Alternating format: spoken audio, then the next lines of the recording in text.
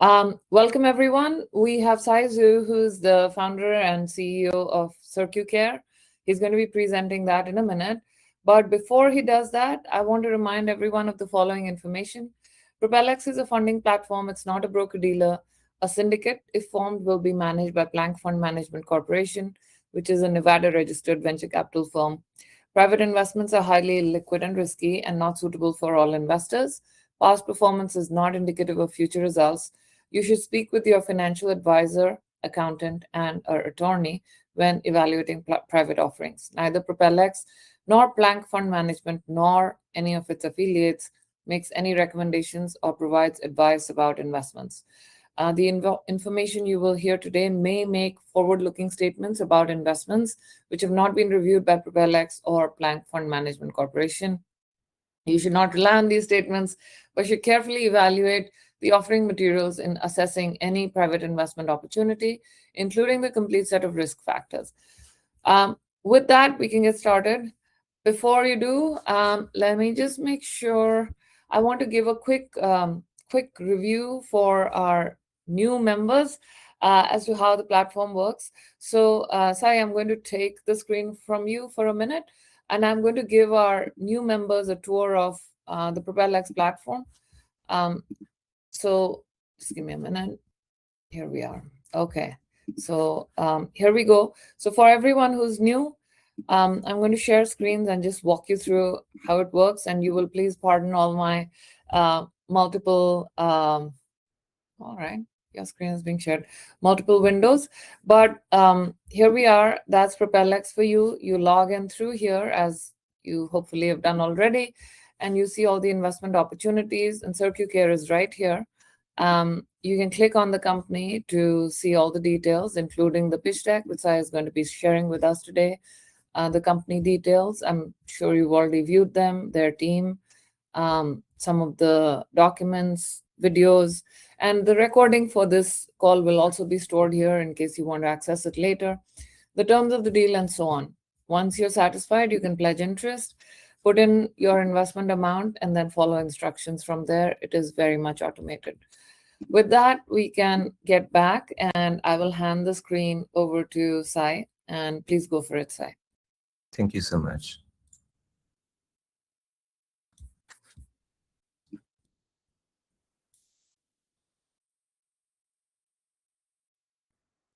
So just double check, can you see my full screen? Awesome. We can, thank you, yeah.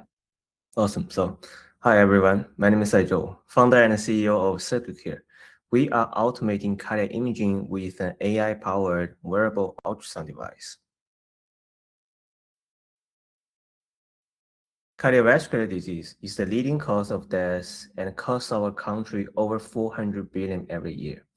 Echocardiography, or we usually call it echo, is considered the gold standard for non-invasive cardiac imaging. It applies ultrasound waves to see the heart structure and plays a critical role in disease management. However, can you imagine if you are having a chest pain, you may be told to wait up to 2 months for echo. It sounds crazy, but happens all the time because echo nowadays still depends on a well-trained technician to manually operate the probe. That means echo tests are expensive, labor-intensive, and hard to scale. And the access is even worse after hours or in rural areas. As a result, these delays turns treatable diseases or even avoidable complications into severe cardiac events. So there's an urgent need for a new echo solution. And that's why we come in with Sinova. It is the first of its kind wearable autonomous ultrasound scanner. Sinova sits directly over the heart and uses AI-guided positioning to automatically acquire high-quality cardiac images. If you need an echo, a nurse can get it done using Sinova in seconds, as easy as taking a blood pressure. We try to make the device as simple as possible so that the nurses or even family members can set it up with minimum training. By combining AI-powered image acquisition with a hand-free wearable form factor, Sinova dramatically simplifies workflow, reduces the cost per scan, and enables continuous cardiac monitoring anywhere, from the ICU to the emergency department and beyond. On the technology side, we have 4 US patent pending and 1 jumbo PCT, all fully assigned to Circucare, with freedom to operate completed. Our IP portfolio includes the full system, from the ultra-thin ultrasonic transducer array to the adjustable patch and wearable band, enabling secure, continuous, multi-view cardiac imaging. These filings protect not just a single device, but a comprehensive wearable ultrasound platform, covering hardware architecture, mechanical positioning, and system-level integration. Today, we have our working prototype. This short video shows Sinova worn under a t-shirt, operating hands-free and continuously, even during exercise, with images streamed in real time to the Circucare app in the iPad. The device has been championed by leading cardiologist KOLs, including Dr. Anthony DiMaria and Dr. William King, who have spent decades working with ultrasound systems. Importantly, we are now wrapping up our first in-human clinical study at UC San Diego Health, with 55 patients tested today. Last but not least, we have completed early interactions with the FDA and confirmed the Class 2 510(k) pathway, which makes sure we are moving efficiently towards commercialization. Our product roadmap is intentionally phased to reduce risk while building towards autonomy. Sinova Core is our first product, which delivers continuous cardiac imaging through a wearable ultrasound system and associated mechanical system, all controlled by Circucare app. This established the clinical and regulatory foundation through a Class 2 510(k). Sinova Guide integrates AI to automate image acquisition, removing the need for manual probe manipulation and enabling consistent exams by non-technicians under the de novo pathway. Finally, Sinova Insights adds AI-driven analysis to transform raw ultrasound data into actionable cardiac insights. This roadmap takes us from continuous cardiac imaging to fully autonomous cardiac intelligence. So we will start with B2B for hospitals that are currently collaborating with us, and then expand to rural clinics. With over 80% margin of our Sinova hardware, the software subscription, as well as the comprehensive report, we are offering a scalable and recurring revenue stream. We are targeting a massive 13 billion ultrasound device market. With Sinova, we will capture a market opportunity over 300 million, spanning across multiple clinical indications. So we begin where the need is most urgent: post-operative care, ER, as well as stress echo tests. These are critical moments when autonomous and continuous cardiac imaging can truly benefit clinicians and patients. For the post-operative care, you don't have to wait for a cardiologist to come to your bedside. A nurse can do the echo whenever it is required. In your emergency, Sinova can truly provide echo access to monitor the patient's heart without having a technician on call 24/7. So the ER doctors can take interventions in time. In a stress echo test, instead of asking the patient to jumping off from the treadmill for the echo, the images can be collected during the exercise. Across all these 3 markets, Sinova allows hospitals to do much more echo cases with much less labor and equipment overhead, expanding margins while significantly improving patients' outcome. So we are seeing early adoption from leading US healthcare systems, driven by strong clinical champions. At UC San Diego Health, we're actively running our first clinical trial with Dr. DiMaria, with a second study already in preparation. At Sutter Health and Rutgers Health, senior cardiology leaders have committed to clinical trials. And we are also in early discussions with additional tier 1 institutions such as Mountain Sinai and rural healthcare systems such as Troy Medical. These engagements show strong top-down clinical support and a clear pathway from trials to scaled commercial deployment. So we begin with Sinova Core in Q4 2027. This established clinical adoption and early revenue. From there, we integrate AI through Sinova Guide in Q1 2029 and Sinova Insights in Q2 2030. Our fundraising strategy aligns directly with these milestones. On the revenue side, we see an inflection point from initial hardware sales to a growing mix of subscription and reports, reaching over 120 million in annual revenue by 2030. Circucare is a strong acquisition target for ultrasound leaders like GE Healthcare, which seek AI plus ultrasound solutions to expand access in their radiology deserts, such as in rural areas and even at home. We also align with leading medtech players such as Boston Scientific, who are looking for new solutions to expand their cardiovascular portfolio. Additionally, tech giants like Google are aggressively investing in wearable healthcare and AI diagnostics, which are well aligned with our vision. So here's how we look through the competition. Traditional trolley-based machines deliver excellent image quality, but they require around 1,000 hours of training, long setup time, and high per-scan cost, which make them fundamentally non-scalable. Robotic systems reduce physical probe handling, but still require technicians, long setup time, and only provide snapshot imaging. Handheld devices lower hardware cost, but they remain operator dependent, require 10 to 20 hours of training even under the guidance of AI, and still take 1 to 2 hours to wait for technicians to come to the patient's bedside.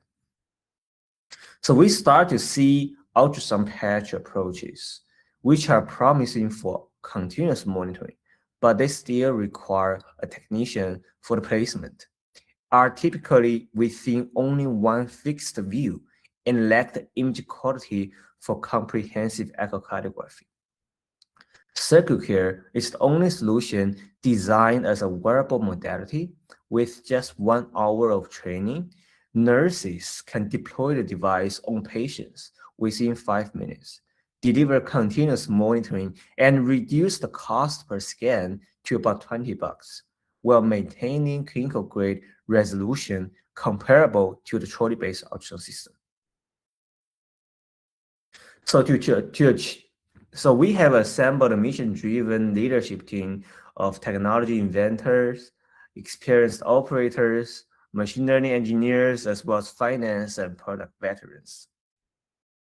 We have also assembled our world-class advisory board from American Society of Echocardiography, Stanford, GE Healthcare, and Boston Scientific. Supported by these top-tier partners, we are confident to deliver long-lasting impact for patients and providers. So right now we are raising 1.5 million to hit 3 key milestones: complete those 2 clinical trials, file our FDA 15K, and obtain more than 5 letters of intent. This round gets us FDA ready and set to scale. At Circucare, we believe the future of ultrasound imaging will be autonomous. Sinova is just at the beginning. This platform technology has vast potential to be licensed out to explore different vertical markets, such as telemedicine, at-home monitoring, or even fetal health and sports medicine. Thank you for considering Circucare in your portfolio, and happy to take any question from here. Thank you, Sai. If there are any questions, everyone, please, there is this Q&A box at the bottom of your screen. It's a circle marked with the question. You can submit your questions there. and go from there. So I will start with the question. So Sai, can you tell us a little bit more about your team? I know you went over it rather quickly, but tell us about your background. How do you come upon this? How do you start the company? How do you For come to sure. the US and so on? Yeah, so I am very fortunate. So I did my PhD at UC San Diego, working on this wearable ultrasound technology so far for about 7 years.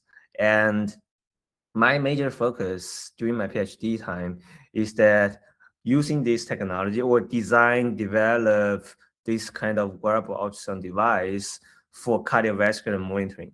So, which give me a lot of opportunities to collaborate with healthcare providers like cardiologists, sonographers, emergency physicians, so on and so forth. And based on the feedback from the clinical trials, I worked with them, noticed that okay, seems like this technology can truly solve some unmet clinical needs. That's one of the uh, reason why drives me to try to commercialize the technology rather than still focusing on the initial scientific exploration. So having this in my mind, I try to absorb as much entrepreneur basic knowledge as possible. So during my PhD time, I took a lot of entrepreneur training programs. Some of them are on campus, some of them are global. For example, the National Science Foundation I-Core program and NIH E3I, so on and so forth. And after those training programs, seems like I roughly understand as an engineering background, I roughly understand the entrepreneur mindset. So right after my graduation, after going to my PhD, I incorporated this company. And another fortunate thing is that it took me not too much time to find our co-founder, which is Grace. So she comes from a medical device family back in China.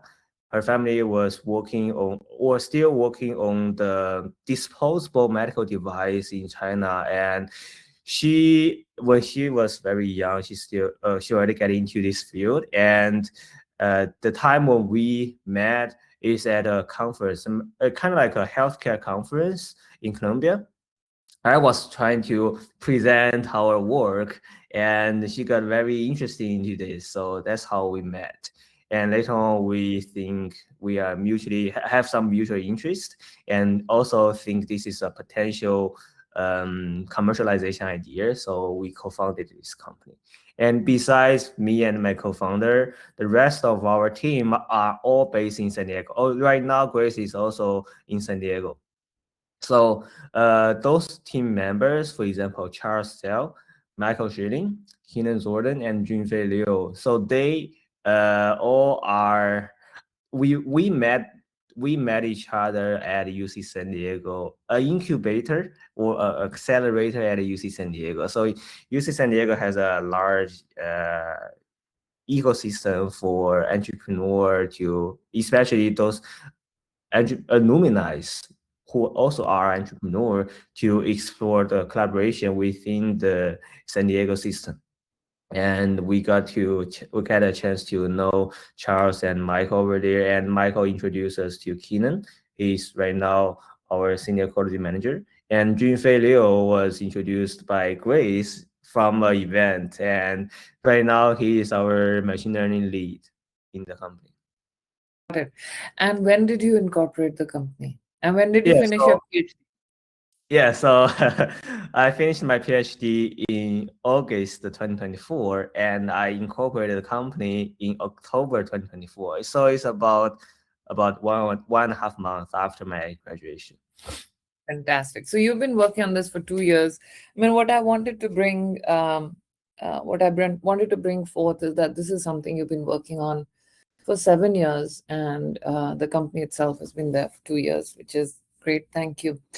Tell us about how you intend to commercialize this. So you showed us the gross margin. I think that's very well thought through. But when you commercialize this, how you said that you're going to go to ICUs, to emergency departments, and so on. How are you intending to get into those? Because these B2B sales are hard, right? And I'm sure your head of commercialization must have some opinions Yeah. on that. Tell us more. So I uh related to this question, I also have some good news to share with you.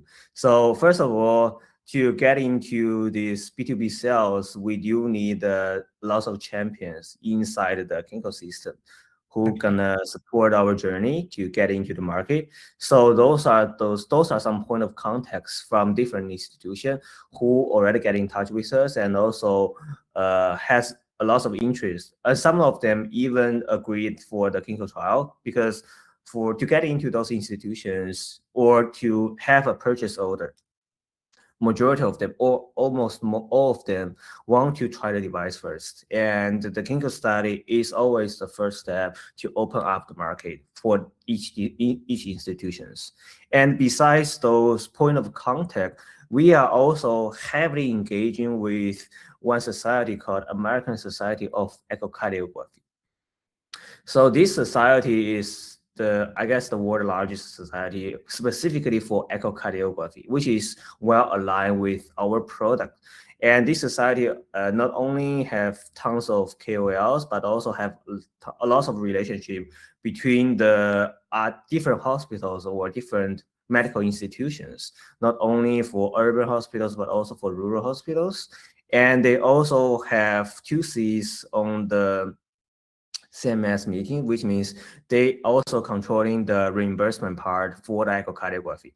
And also they are drafting, so lots of the members in this society are drafting the protocols for standard echocardiography reimbursement and standard echocardiography testing, so on and so forth. Basically, they decide what kind of device should be used or not be used, how to use the device, so on and so forth. So we heavily engage with them through multiple ways. First of all, we attend a lot of their conferences. One conference we just attended is called Echo Hawaii. It's their annual conferences. It's the annual conference happen in every year's January, and I had a chance to present. I had a chance to show our research and product. Won the first award, first Oh, good. prize. Congratulations. Yeah. Yeah, and also present our device or present our technology in front of hundreds of echocardiographer or echocardiography experts. They all get very excited to the technology.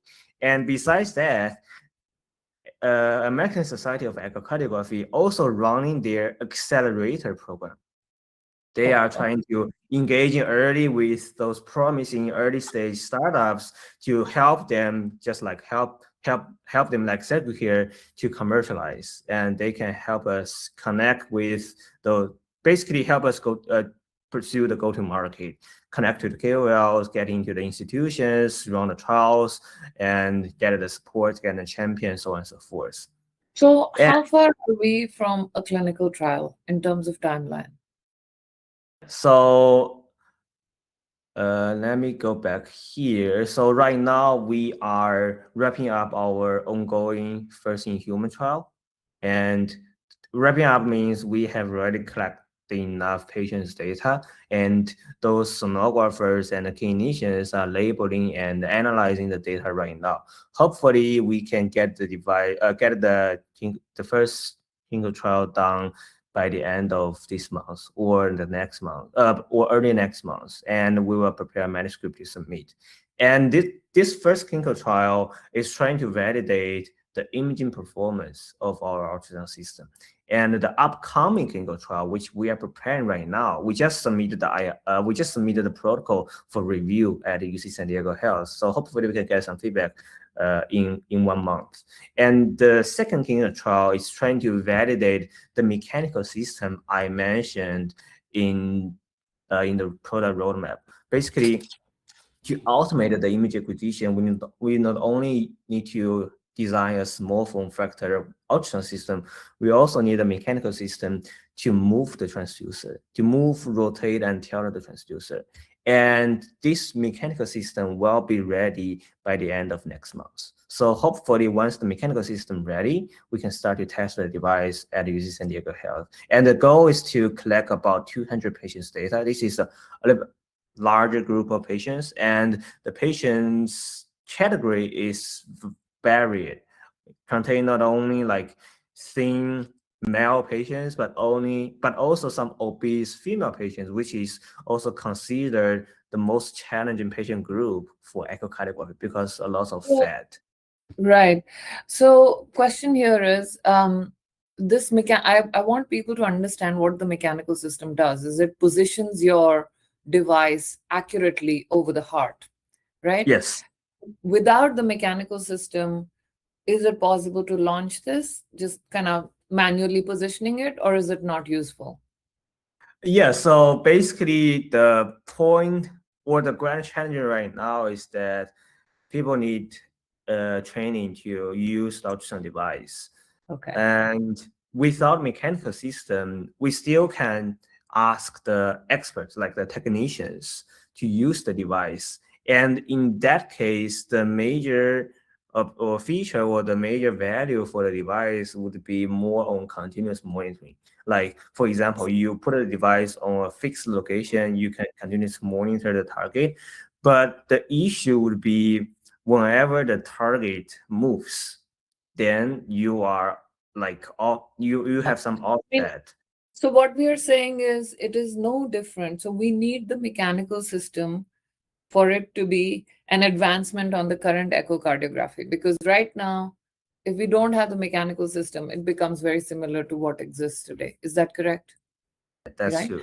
Except That's that also it's yeah, much that's smaller. also the major challenge. Right now, people are trying to solve this challenge. They are using some AI to guide the sonographers or technician to use their hand to move the device. But we just replace the hand movement to the mechanical system. So the movement and the fine tune will be much more accurate.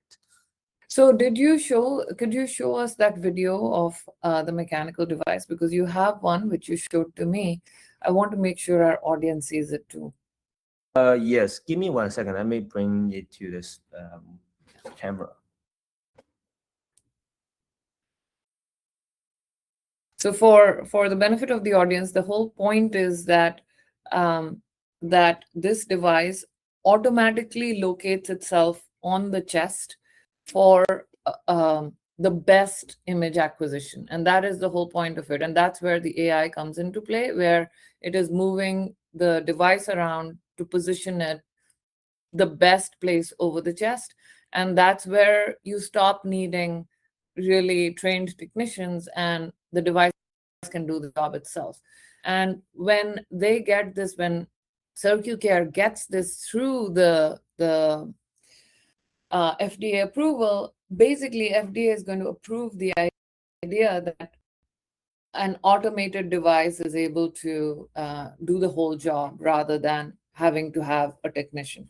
So go for it, Sai. So I bring one of the example, which is the handheld ultrasound probe, which is a company and commercially available on the market. So let me show you usually how we or how a technician use the ultrasound probe. Basically, they will use their hand to hold the probe, and then they will find out the roughly correct location because based on their experience, and we think that uh, location, they will move the device like this and rotate it and also tilt it. This is called fan, this is called rocking. Do all these stuff to find the best location and the best angle to image the cardiac chambers. What we hear is a mechanical system, a prototype of this mechanism. This mechanical system was in last year April. Was our design. We planning to adding additional motors and gears into that, so this will be later on controlled remotely. Right now, it's only controlled by my hand manually. And you can see there's a locker over here. Once we open this locker, you can use your finger to the device Yeah, or rotated the sorry, Sai. sensor. Apologies. Sorry to interrupt, but was asking, can you stop sharing your slides so that your we can see you properly. Your screen becomes bigger or your window becomes bigger. Just give me a minute. I think I already stopped sharing my slide. No, we're still seeing it. Already? Yes, there Oh, we are. Now it's good. Now it's good. okay. Should I repeat it? Uh, no, I think it's important that we focus on your device now. What you've already told us is Yeah. how currently do they move it around to try to get the Yeah. So basically, you can think the transducer over here is similar to this one, and right now I am using my hands or finger to rotate and tilt the transducer. You can see over here, and move the transducer. Right now we are using straps. Let me what you use.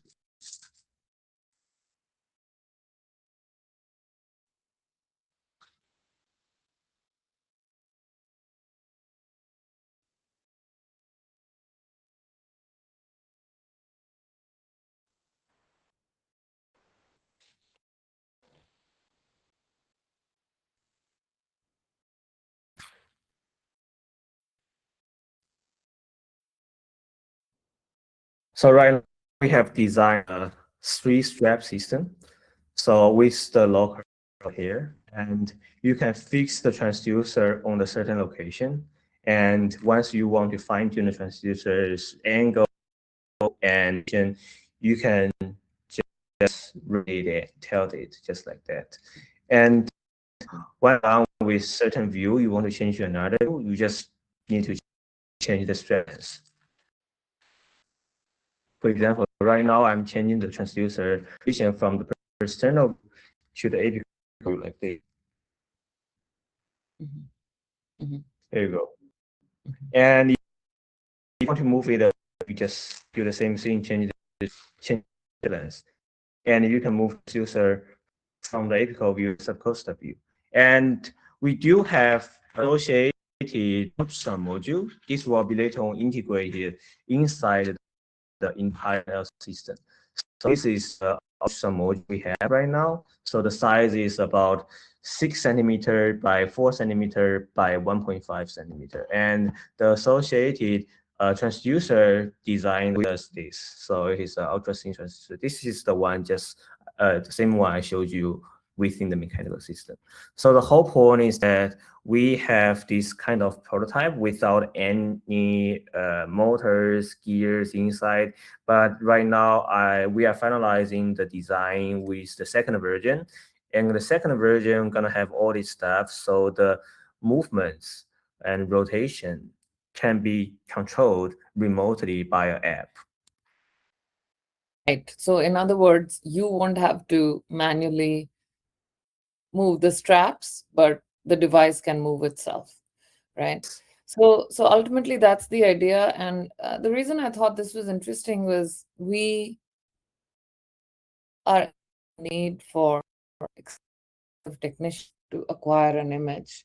And I thought that would be of interest to hospitals, but also it makes things very quicker. So anyway, I'm sure you can describe bits of this yourself. So back over to you. And so how you're planning to, and when do you get this version of this? And does the 510K have to be on the full mechanical system, or can the 5K be approved not for the mechanical system? I'm sorry, could you repeat your question? Seems like there's some lagging in the. Yeah, there is. I'm sorry about that. The question is, will the 510K require the mechanical system design to be complete in all its glory before they approve it, or can you get an approval before you do the entire design completely? I see. So we have to get the design freeze before we submit the FDA 510K, but the design freeze will be reached very soon. So we are wrapping up this design, and hopefully we can get design freeze by maybe February or March. And after the design phase, we also need to do some bench testing. So we have to make sure the design has been freeze, then we can start to do the bench testing to verify some performance, usability testing, some so on and so forth. Those are all the materials to be prepared for FDA 15K submission. Thank you so much. That's super helpful. So what we're saying is Q4 2027, if you could go back to that slide where you were showing your and Q4 2027, you're hoping to get the 510K approval for this. Yes, so it's to submit the 15K Q4 2026. And right now we are planning to work with FDA credit third-party review organization, and this will boost our process. And we assume it will take about 1 year to complete the review process and get the clearance. Thank you. So coming back to I mean, this pre-seed, we understand that, which means what our investors are doing is helping you get through the FDA clearance. Who are the other investors? Name any of them in the current round? I know you've raised 700K out of the 1.5, right? Yeah, so for this 700K, there are three parts. So first part is from the individual angels who are working in the medical device field. Some of them are like the actual physicians, which is actually one of the physicians is also our advisor. And some of them are working in some other field, for example, the legal field and some other on the product design field, they are engineers, so on and so forth. And those are the first part. The second part is from the friends and family. And the third part coming from some grants, non-dilutive funding we got from National Science Foundation, and some of them UC San Diego. Mm. And how much is coming from the National Science Foundation? Yeah, the National Science Foundation is just like 50K. 50K. So the most of it is from investors, whether it's advisors, but also your friends and family. There's about, I guess there's about 175K from the investors. Okay, cool. Thank you so much. Super interesting, and I think this is helpful. Any other questions, investors? Please ask. Last call, as we should. All right. So let's wrap up. Thank you so much for your attention. This is valuable to investors, and we will be promoting this over the next few weeks, and so that we can help wrap up your 800K and get to the next stage. Thank you so much. And investors, thank you so much for attending. Great to have you here with us as always. Thank you. Bye-bye. Bye-bye.